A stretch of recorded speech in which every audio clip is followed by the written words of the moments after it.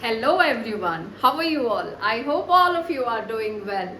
So today I have come up with a new topic which is also one of the most important topics for your placements, that is email etiquette. Email कैसे लिखे और क्यों लिखे, है ना? So guys, ma'am मेरा ना placement नहीं हो रहा है, मैम मुझे ना कॉल नहीं आ रहा है, मैम मैं ईमेल्स भेजता जा रहा हूँ या भेजती जा रही हूँ, मुझे ना एक भी रिक्रूटर का कॉल नहीं आ रहा है. आज ये सारे क्वेश्चंस का आपको आंसर मिलेगा, ठीक है? क्यों नहीं आ रहा है आंसर आपको, क्यों नहीं आ रहा है कॉल आपको, right? So if you want to get calls from the recruiter, if you want to highlight yourself in the eyes of the recruiter, then you need to follow email etiquettes, right? Because nowadays everything what you are going to apply, that will be through email only.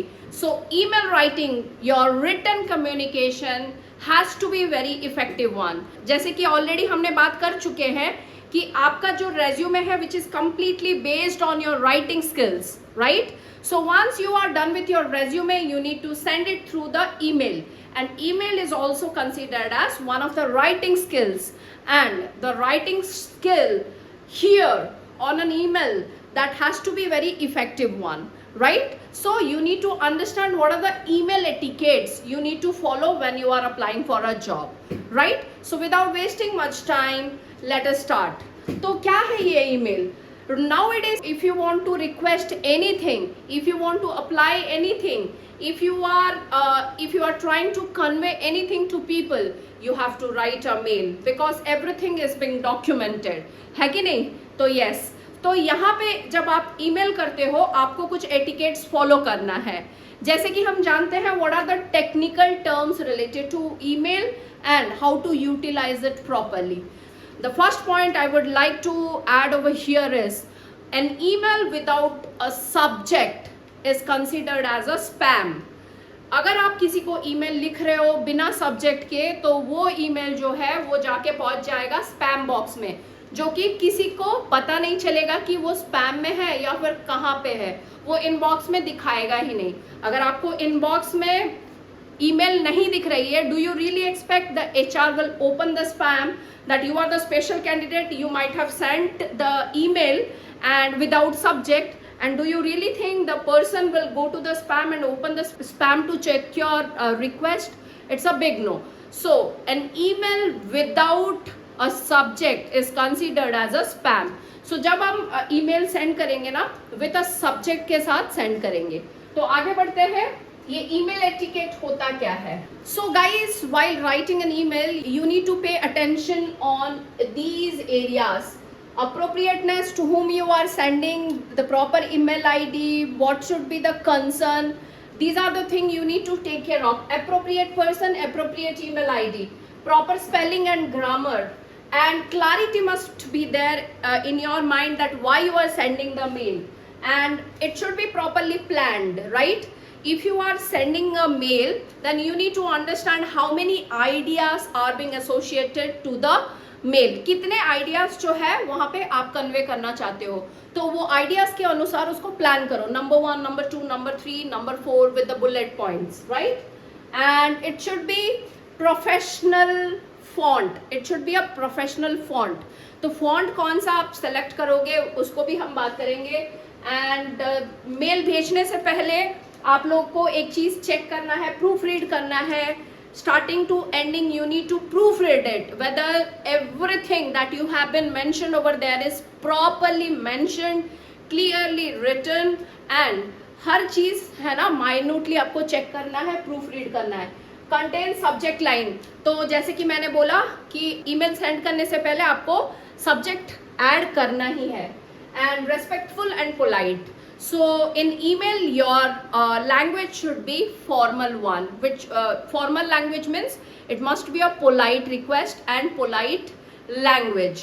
So these are the bullet points you need to remember while writing an email. Okay?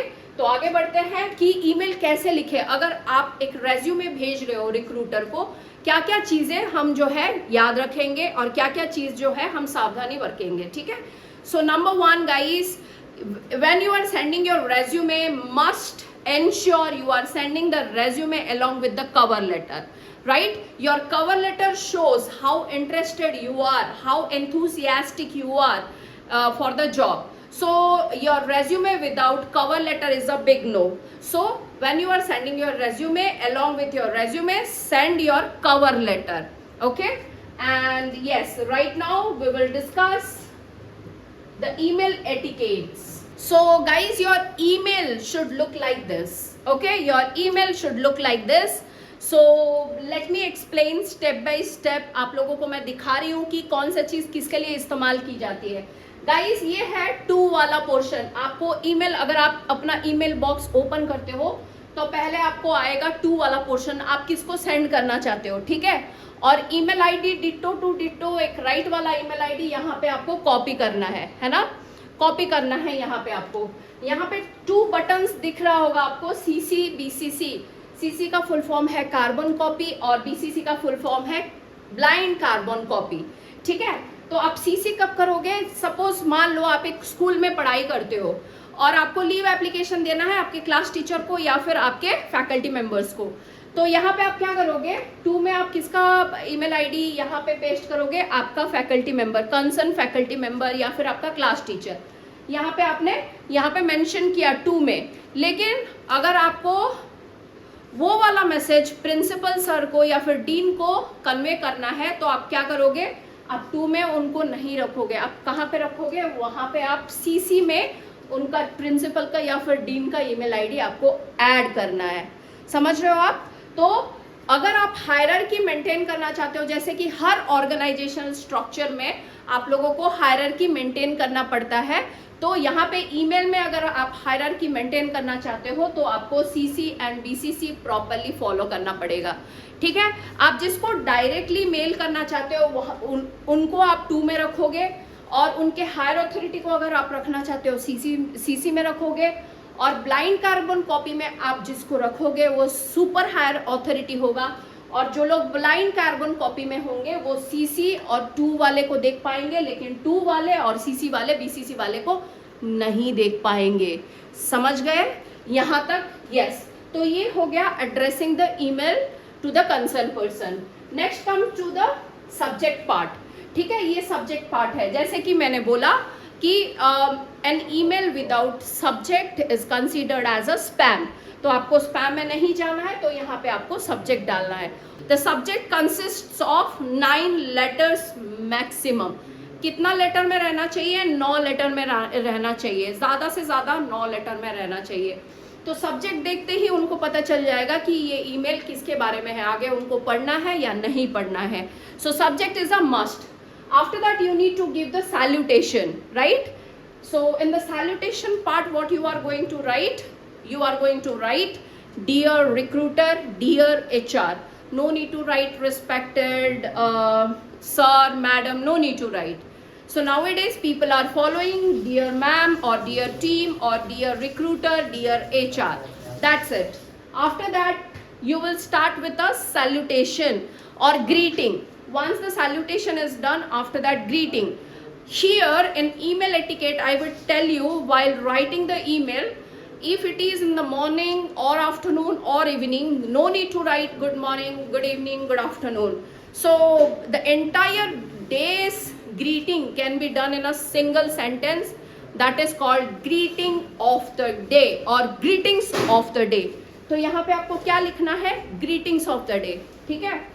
अगर आपको पूरा दिन का greetings देना है तो greetings of the day, that is a must guys. आप चाहे किसको भी वो मेल क्यों ना सेंड कर लो, आपको ये वाला सेंटेंस कंपल्सरीली ऐड करना है. सो डियर टीम और डियर रिक्रूटर और dear HR, greetings of the day. I hope the email finds you well. यहाँ पे आप ये जो सेंटेंसेस है क्या दर्शाता है? Your communication skill, right? So you are communicating well, you are a very good communicator. So you initiate the communication with a communication skill by greeting the person, by giving proper salutation, by giving proper greetings, you are starting the conversation, right? So आपको greetings of the day or the email finds you well. I hope the email finds you well. or I hope you are doing well. After that you need to write your concern. Okay, so no need to write I would like to beg you that. Directly you can start with due respect I would like to highlight couple of points, or with due respect I would like to draw your kind attention that करके आप यहाँ पे आपका subject matter जो है लिखोगे. And subject matter का एक रूल बता दूं, it should be very precise and to the point. Nowadays everybody is busy in their own life. It is very difficult to stick to a particular content for a longer period of time. जैसे कि मेरा content अगर लंबा हो जाए आधे में video छोड़ के चले जाते हो. भैया ये आप लोगों के लिए है तो इसको कंप्लीटली देखो, इनसाइट लो, वरना आधा अधूरा इंफॉर्मेशन के साथ आधा अधूरा प्लेसमेंट होगा. समझ में आ रहा है ना? चलो ठीक है, कोई बात नहीं. तो यहाँ पे जो है ना, ईमेल में आपको एक चीज ध्यान में रखना है, पॉइंट जो है प्रिसाइज होना चाहिए और टू द पॉइंट होना चाहिए. जरूरत से ज्यादा आपको कंटेंट वहां पे देना है ही नहीं. अगर देते हो then it will definitely create irritation in the mind of the recruiter. तो जो सब्जेक्ट नॉलेज है वो प्रिसाइज टू द पॉइंट होना चाहिए. और वो भी देखो यहाँ पे 3 पैराग्राफ दिया गया है. जितने आपके आइडियाज है, जितने आपके पॉइंट्स है, उसको पैराग्राफ वाइज उसको डिवाइड करो और बुलेट पॉइंट देके उसको लिखना शुरू करो.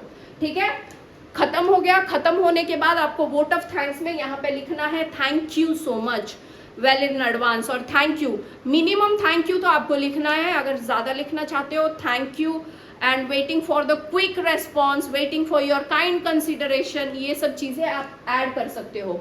And last but not the least, you are going to give your own address with warm regards. ठीक है, यहाँ पे आपको yours faithfully, your successfully, your lovingly, your missingly, your kissingly लिखना नहीं है. सिर्फ लिखना है विथ रिगार्ड्स और with warm regards, your name, your email ID, your phone number, right? And you are a trainee, you are a job holder, you can give your own designation over here. That much only. Your entire details, your complete details should be mentioned over here with best regards. Okay? Last but not the least guys, यहाँ पे एक symbol आपको दिखाई दे रहा है, ये attachment का symbol है. यहाँ अटैचमेंट में आपको क्लिक करना है और 2 चीज यहाँ पे आपको ऐड करनी है, 2 चीज यहाँ पे आपको अटैच करना है. वन है कवर लेटर, दूसरा है आपका रेज्यूमे. ठीक है, one is your cover letter, दूसरा है आपका रेज्यूमे. तो आप बोलोगे कि मैम कवर लेटर कैसे लिखे? अगर खुद नहीं लिख पा रहे हो, don't worry, give a command to the chat GPT. Chat GPT will give you customized, will give you a form of cover letter and you need to customize according to your own requirement. क्योंकि chat GPT को नहीं पता आप क्या कर रहे हो, तो अगर वो आपको फॉर्मेट दे देगा. अगर आप बीटेक हो बीटेक ऐड कर देना, एमबीए हो एमबीए ऐड कर देना, बीबीए बीसीए रिस्पेक्टिवली ऐड कर सकते हो आप लोग, है ना. तो चैट जीपीटी को कमांड मांगो या फिर गूगल में बहुत सारे टेम्पलेट्स अवेलेबल है. Keep one template, customise it according to your own requirement and definitely paste over here in the mail etiquette, right. तो आपको यहाँ पे कवर लेटर के साथ आपका रेज्यूमे जो है अटैच करना है. सो आई होप गाइज यहाँ तक आप सब लोगों का क्लियर है. अगर आप इतना करते हो definitely you will be getting random calls from the HR as soon as possible. ठीक है, फिर उसके बाद रेडी रहना टेलीफोनिक एटिकेट के लिए, आप कैसे उस कॉल को अटेंड करते हो. ठीक है ना guys?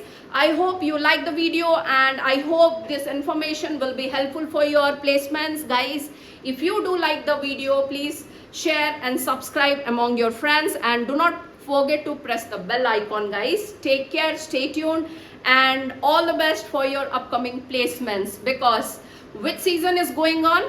Ma'am, monsoon is going on, rainy day is going on, along with placement season is going on, isn't it? Yes, it is guys. Thank you so much for listening. Bye guys.